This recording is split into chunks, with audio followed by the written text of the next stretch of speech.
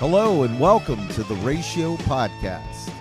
I'm your host, Johnny Ray, and as always, we are recording in beautiful downtown Athens, Georgia.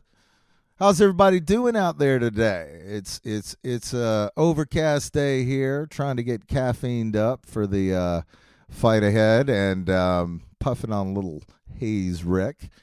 But hope everybody out there is doing well. And today on the program, we have the mighty Johnny the Boy, one of my favorite newer bands. And we're going to have Belinda and Justin up in just a second and with a really cool conversation about this band and their debut and their future plans. So stick around for that. And I just want to thank everybody for the amazing response to the Tim Rip Rowans interview. You know, we've been off for a minute, and it was good to see all those streams and downloads. And thank you so much from the bottom of my heart for all the support. You know, we're so fortunate to do this and to be able to talk to the people we do. And I really thank you for listening. And, you know, if you see me out at a show or something or a convention, just say hello. And I really appreciate it. All of us do here at the Ratio Podcast. And we had a good weekend. We were up at the Mad Monster Expo just to hang and see some old friends and catch up with them. And we ended up making some new ones. But just huge shout out to Linnea Quigley, Doug Bradley, Richard Brake, and Jeff Daniel Phillips. He's a goddamn riot. And also, huge thank you to PJ Souls. PJ gave me a chance many years ago when I was green as I can be. I'm still green, but I was really green then. And she let me interview her along with Doug Bradley. And also shout out to Bill Mosley, who was there and also had been on the podcast in the early days. So it was great to see them and catch up. And, you know, shout out to PJ. Go watch all her films. She is, you know, an absolute treasure. And, you know, we also got to meet David Patrick Kelly. And what a guy, man, you know, from the Warriors and countless others. And he was just a delight to talk to. And it's, you know, it's cool to meet your heroes and they end up being cool. So thanks to everybody up there that made the weekend so fun and, you know, homey, I guess. But, well, let's get to the newest episode. And I am thrilled that these two would talk to us here at the Ratio Podcast. And here we go with Johnny the Boy. All right, Johnny Ray with the Ratio Podcast. And today we are super fortunate enough to have very special guests, Belinda Kordic and Justin Greaves from the mighty Johnny the Boy and Crippled Black Phoenix. How are you both doing today? Howdy. Fine, thank you. Yeah, all good. Thanks. Nice to be speaking to you. Right on. Nice. Yeah, that someone wants to speak to. Good old Johnny the Boy. Yeah. I don't see why anybody wouldn't. It's such an amazing album. So before we speak about your debut album, can you tell me a little bit about how Johnny the Boy came about? I know most people would trace back your origin to the song No Regrets on the last Crippled Black Phoenix record. Yeah. You go on. What? Sorry, what? No, could you talk? You got my blessing to talk, just. Thanks, darling. Yeah. So yeah, we did do the No Regrets. So yeah, that was a bit weird. I don't think some people got it, and then some people didn't get it. It doesn't really matter, you know. But we did the No Regrets on the Crippled Black Phoenix album, but obviously it's a Johnny the Boy song.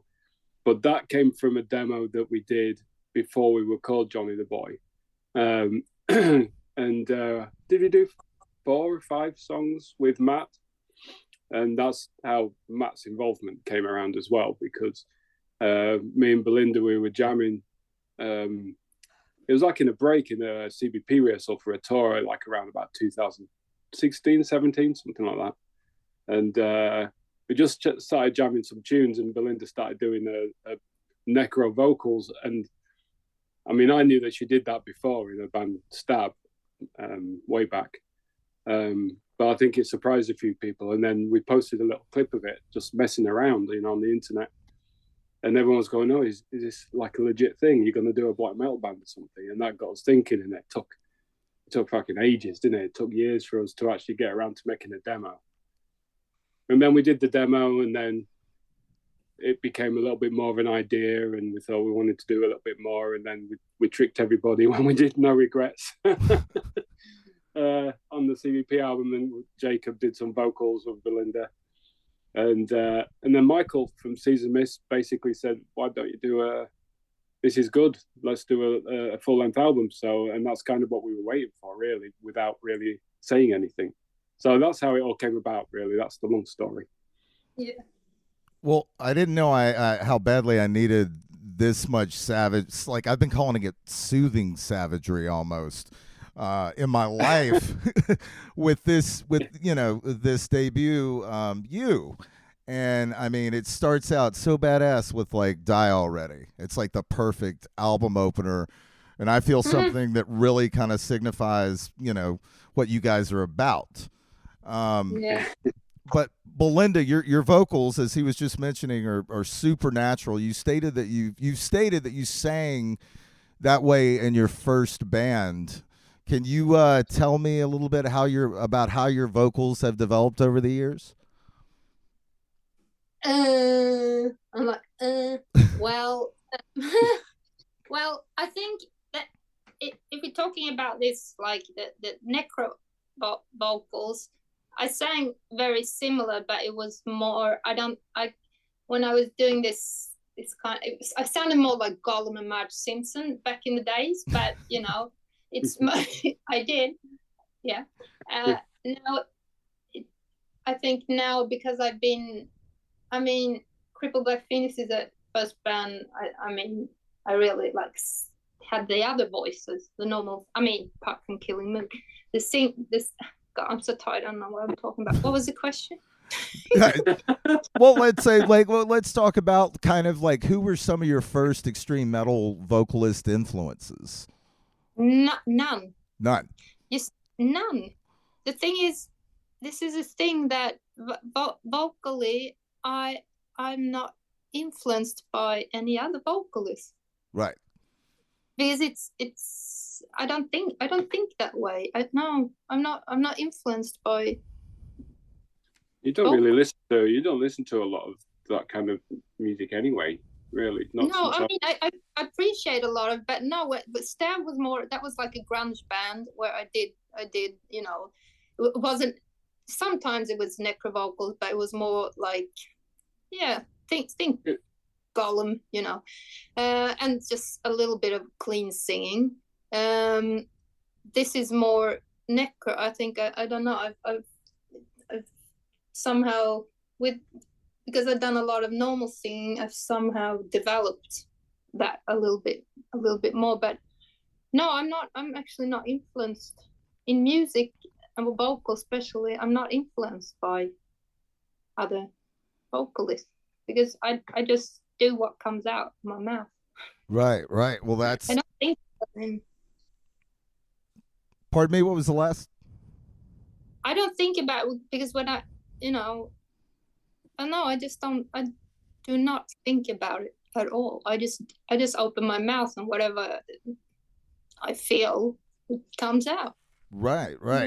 Well, I'm thinking mainly like in Crossings when it just takes that amazing, just you hit that so like the necro vocals like so forcefully, and hearing it now that you are not influenced by like other vocalists in that sense, it makes so much sense how unique it is, and and that song, it's such a. I hear all kinds of things in that song. I hear Soundgarden in that song in parts. Oh. But Justin, let's get to you for a few minutes. These songs sound so fresh yet like so timeless. What headspace were you in when you were writing these songs? That's question is what I don't know what headspace I would be in. I mean, fuck the world headspace like you're always in, like I always am. That's the beauty of Johnny the Boy, is that the other band that we do, even though it's a very, very big, wide-ranging box that we sit in, it's still contained, and that band doesn't give us the opportunity to play like this heavy. And both myself and Belinda, we come from that world. There's through a lot of other worlds on the way. I mean, obviously, goth and grunge and all the kinds of alternative industrial. We're both into industrial back in the day. These are the things that we've got in common. And it's like we did another band a while ago called Save the Land, which was more kind of goth pop kind of stuff. And that was me and Belinda doing something that with kind of almost play music that we're both influenced by through our lives, and we wanted to do some.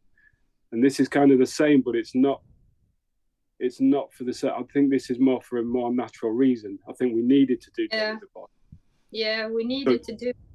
Yeah, because we needed to sort of get this shit out of us, Hell yeah. And even though the other band does give us a platform to do that, not in this way. So I think the headspace that we're both in was just that, we've got all this. I don't. It sounds so fucking cheesy saying rage, but we have this kind of frustration in us, and this kind of love of this style of music going back way, way, way back to the 80s. So yeah, it was just a massive release, and then we would obviously we need to be careful about not crossing over too much and sounding like other things, but yeah, it's the most natural albums really to make. It's really natural for both of us and Matt. Yeah. Well, the visuals are very striking and very beautiful. The video, and I'm talking about the album cover art, which you all came up with, created. Yeah. Can you tell me a little bit about the making of the video and more importantly, the creation of the album art and what it signifies? Well, go on, Belinda. Well, if you're thinking about crossings, with a type of, I mean, I guess maybe a lot of bands are like that. We can't just hand like we know it's not only about the music; it's about the visual, and that's really important for us also. So we can't hand it 100% over to someone else, but we knew what kind of video we wanted. We wanted like old school horror, eerie, black and white, and we definitely wanted the crows and the ravens in it, and I wanted this morning dress. You say morning dress? We knew what we wanted, and then Guillermo took it and made it something like amazing with it. But we always, in every video, it's the same even with Crippled 2, we know exactly, because both me and Justin are very, from like singing or writing lyrics or whatever, we're very visual. Yeah. That's why I'm more influenced visually and emotionally than by music and vocals. I see it in like movies, and I think Justin does the same. So we really need to be part of that. Everything, the art and the video and everything that has to do with the band. Because it's all an expression. What? It's like you were saying, Belinda. It's. I mean, when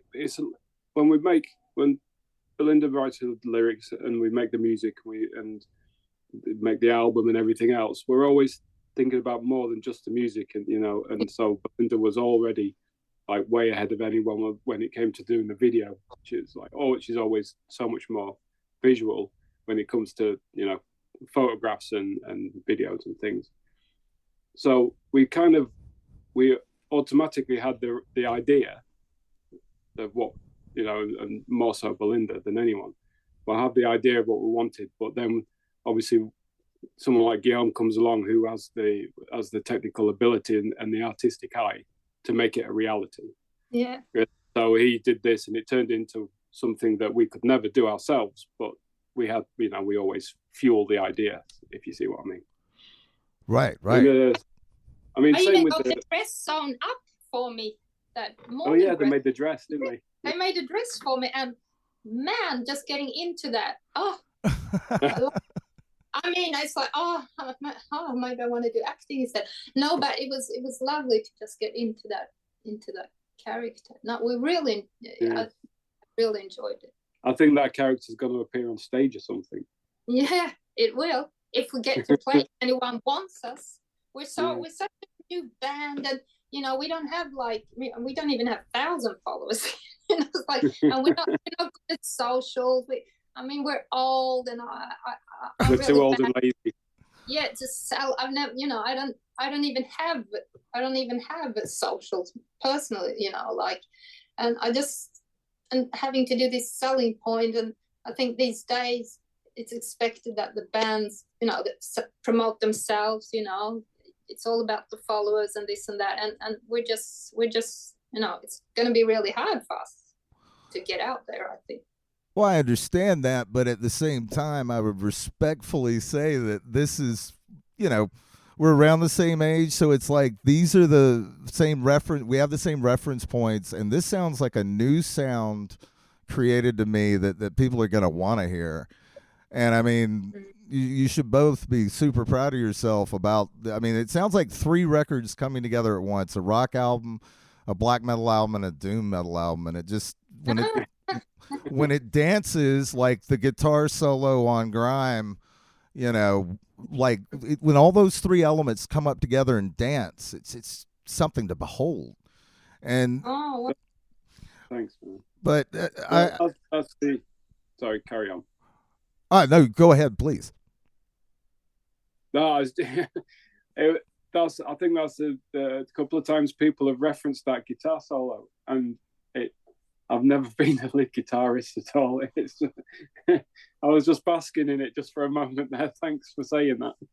Well, I think I'm not known for being a lead guitarist, so that's nice. Thanks.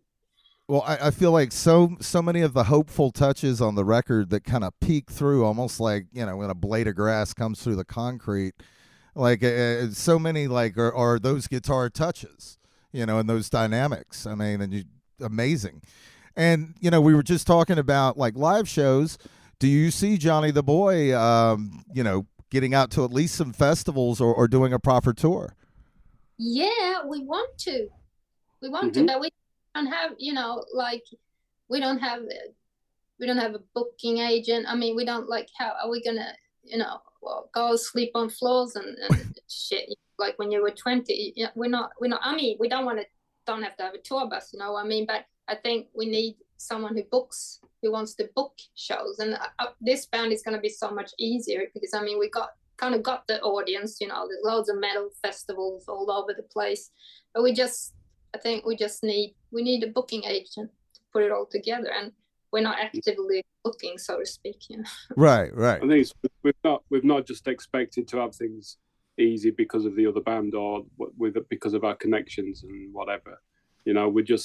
We're taking it as it comes, and we've made an album. It's just like we don't expect the world all of a sudden, but at the same time, yeah, of course we want to go play, but we'll do the right thing at the right time, I guess, but this is going to be so, like Belinda says, compared to the other band, logistically and technically, it's going to be a lot easier to tour with this band. So I think it'll be really nice. I just think we need that help with that step, first step, and that is, I think, to start with a booking agent. Right. I mean, we could have gone to the people that we already deal with the other things that we do. We could have gone to them already and said, please, are you going to do job? Well, not please, but what I mean. Begging. But that's exactly my point. We kind of with this. I think it was mentioned, not that it's a really conscious thing, but we did kind of mention that, well, let's see what happens and let them come to us. That we definitely want to do it, but we're definitely not desperate either. Well, I don't think you're going to be waiting long. It seems like there'd be a line to book you bands, book your band. We've already been talking about the notifications. I don't get any email notifications about the line wanting to screaming to book us. I mean, you know what I mean? Festivals. I mean, can you imagine Johnny the Boy at a metal festival? I mean, who wouldn't want to see that? There's been a couple of things mentioned, and we've already talked about the live band. So, and there's at least one certain person that's going to play with the live band. It's going to be really, really cool. Oh wow! So yeah. It's only the drummer missing. We don't have the drummer yet. Yeah, we're just waiting to find the right drummer because, you know, I'm going to be a real pain in the ass for whoever drums because I recorded the drums, you know. So, I don't know how Justin does it. I mean, this is the last time I'm going to say it, Justin. You know, so you can put your hands to your ears. I just don't get how you just vomit out music and songs, and it's so bloody great. I just don't get it. I don't get it.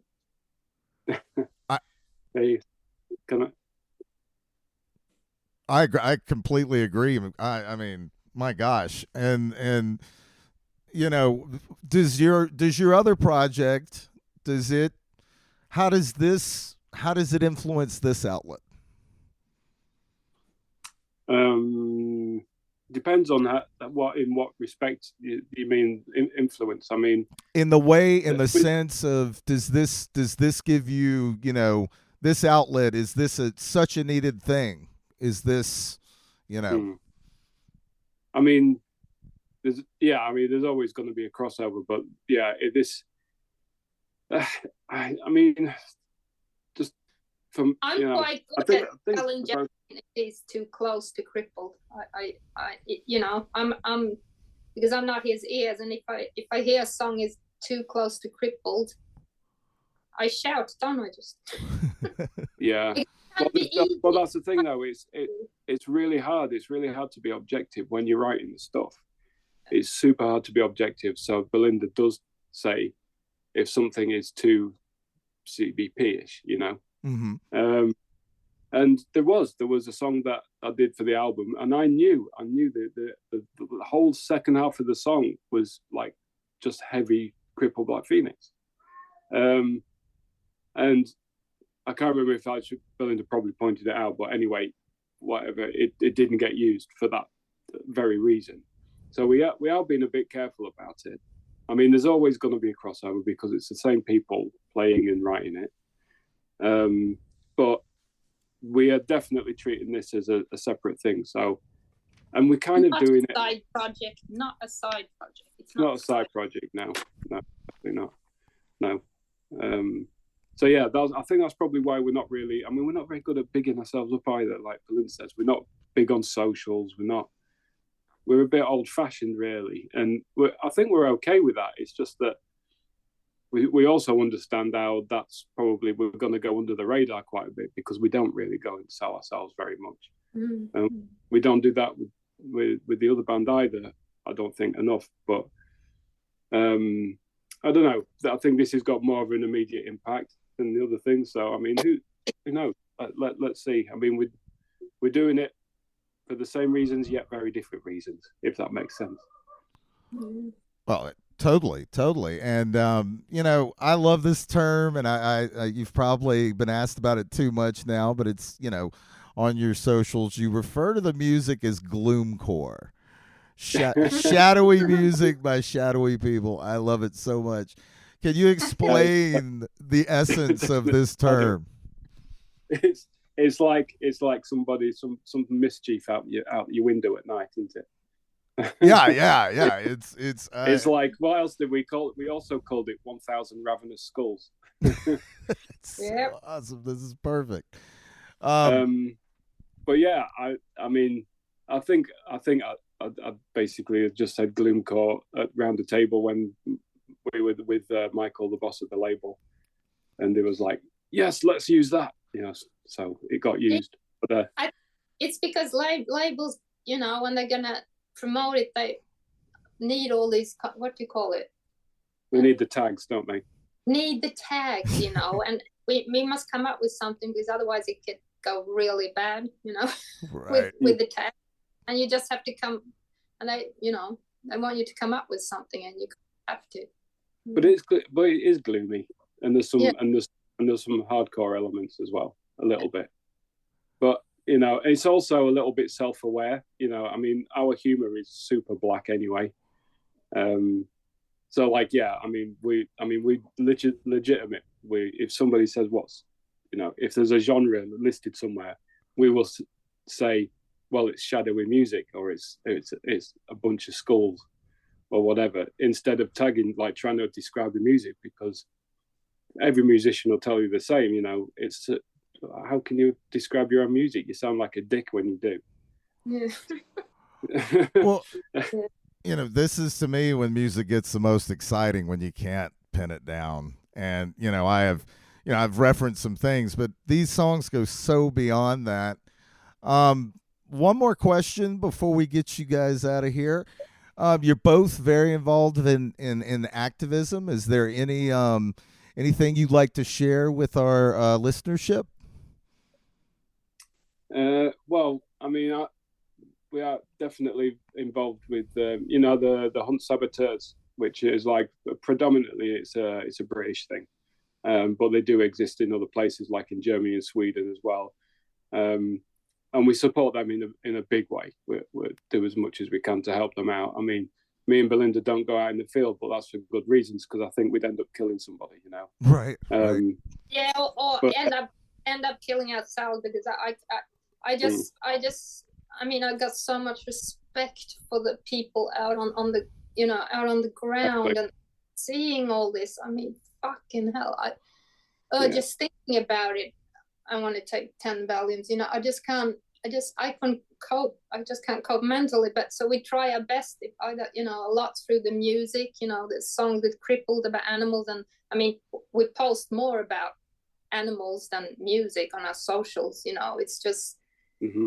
Do what we can, you know, and of course support, like Hans said, and I support a few here in Sweden monthly.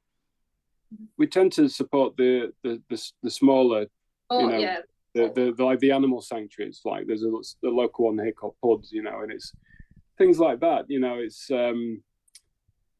those ones that really need the help and the support. And I mean, I know that the Hunt Sabs are bigger, but they're still really not very known, and they're regarded as some kind of like weird kind of, you know, terrorism, you know, group or something in this country, which is crazy. Right. But they definitely more so than, I mean, you know, obviously everyone knows Sea Shepherd and Paul Watson stuff, and you know, all that kind of stuff.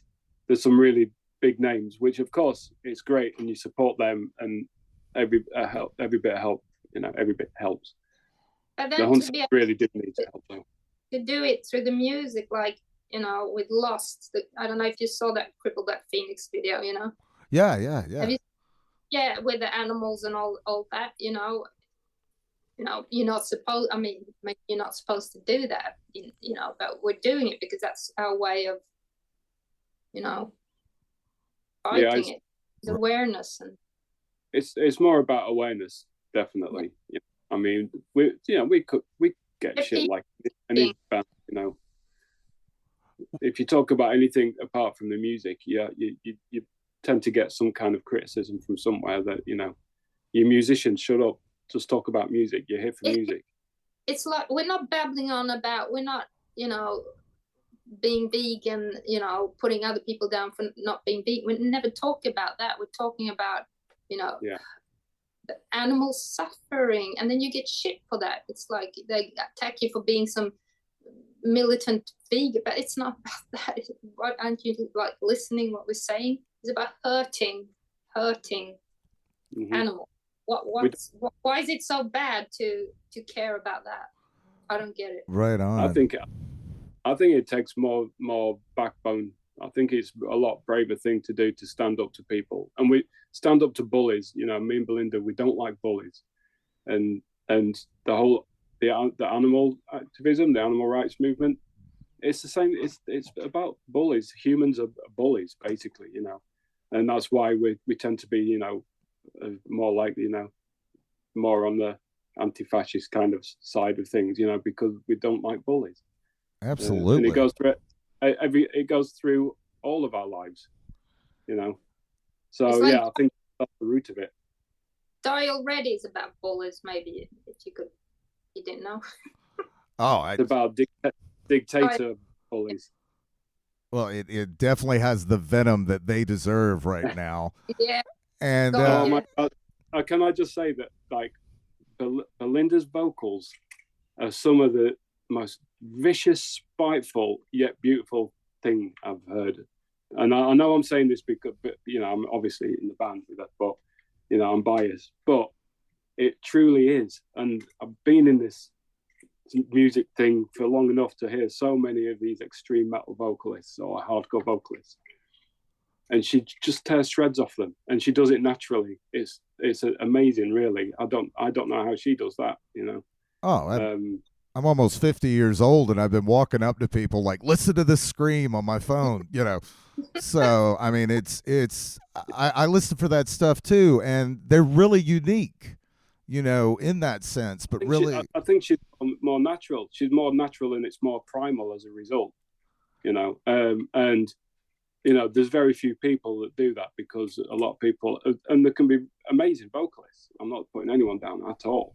It's a hard thing to do, but I think sometimes people put on like a facade, or it's like that's the act. I think with Belinda, it just comes out. That's her inside. Yeah, I think it comes down to got a lot of pent up shit going on inside. since tiny. Right. Cuckoo. Yeah, cuckoo. That's what it is. That's what you sound like if you never cry. That's what you get. So basically, Johnny the Boy is, if you take a couple of like 50-something-year-olds, and you don't give them an outlet to let all this out their whole lives, and then all of a sudden in the 50s they get to do it. This is what you get. Well, it's amazing, and I mean, I'm going to ask a question here, though. One quick question. I know I said that was the last one, but let me get one more in. You two have been so nice and so thank you so much for your time. What is this? What is the term Johnny the Boy mean? And what is that a sample at the beginning of the record? At the beginning of Die Already? And at the end? John, you go, John. It's well, the sample's from the first Mad Max film, and Johnny the Boy is one of the biker gang in Mad Max, the original first Mad Max. So Johnny the Boy, he was part of the biker gang. He was the most unhinged member of the gang. And so we basically took that name because it was like the most crazy one out of a crazy gang. Right. And it also kind of and then when we sort of chose it, it started to make more sense, because Belinda also has a connection with, obviously, Mad Max being in Australia, and she's Australian. And it was one of the first films that she saw at the drive-through, and all these little weird kind of, it was like, what do you call it? Not synchronicity, is it? Serendipity. Anyway, it all kind of made sense. We wanted a name that doesn't connect with the music, if you know what I mean. Right. We want some kind of black metal name you can't even make out, or something you can hear what kind of music is. We wanted it like something just totally different. I know there are people out there, this is shittiest, great music, the shittiest band name I've ever heard. People just scroll past. Yeah. People, I think people have, I think we've heard people going like, I saw the name, I was like, what the fuck, hell no, thank you. But then they listened anyway, and they were like, so I think maybe a lot of people will just go swipe, is it left or right, when they see Johnny the Johnny the Boy name. So it could be good, bad, So some of my favorite bands, some of our favorite bands have like been bands like that you think, holy shit, what an awful name. And but they end up being like one of the most influential bands in your life or something like that, Right. I mean, take for instance but all surfers. I mean, yes. But what an amazing band, you know what I mean? It's just for an example, anyway, you know. But yeah, it just basically prods people into like, just listen. Don't take things on the surface or anything. And if you scroll past it and you hate the name, then you're the one missing out. So we don't care anyway. Right. And I think that's a little fucking rude for somebody to be like, "It's the shittiest band name ever." You know, fuck you. Oh you yeah, know? we've heard that. We've heard that. Well, well, I want to thank you both for coming on the Ratio podcast today. Is there what would be the best way for our listeners to connect with you guys? I know you said you don't do much on the socials, but where can people? Where's the best way for people to get in touch with and find information out about Johnny the Boy? I guess what is Insta, Facebook? I think probably Instagram, because it tends to be a little bit more positive on there. You don't get as much bitching and stuff. So we probably post on Instagram. We check the Facebook. We've got a Facebook page as well. But yeah, I mean, any of those, if anyone does feel the need to get in touch with us, then I'm sure you can find us out there. Well, right on. Everybody, check out the debut album by Johnny the Boy. It is a fucking journey. So thanks so much, y'all. Thank you for having us. Yeah, cheer out. Cheer out. I want to thank Belinda and Justin from Johnny the Boy for coming on the podcast and having such a cool hang. Make sure to go out and get their album, You, and hopefully we'll see them on a stage sometime soon. Stay tuned for next week. We've got a long-time wanted guest for this podcast, and we'll be talking to him straight from the bowels of hell. So make sure to look forward to that. And also, you can follow us on Instagram at Ratio Podcast. We're on Facebook. Make sure to follow us on YouTube, on our YouTube channel. And that has the live show, all the episodes and everything. And we're going to be doing a whole lot more with that. So make sure to follow us on there. You can also find any information you need at www.ratiopodcast.com. And until next time, stay switched on, and we'll talk to you soon.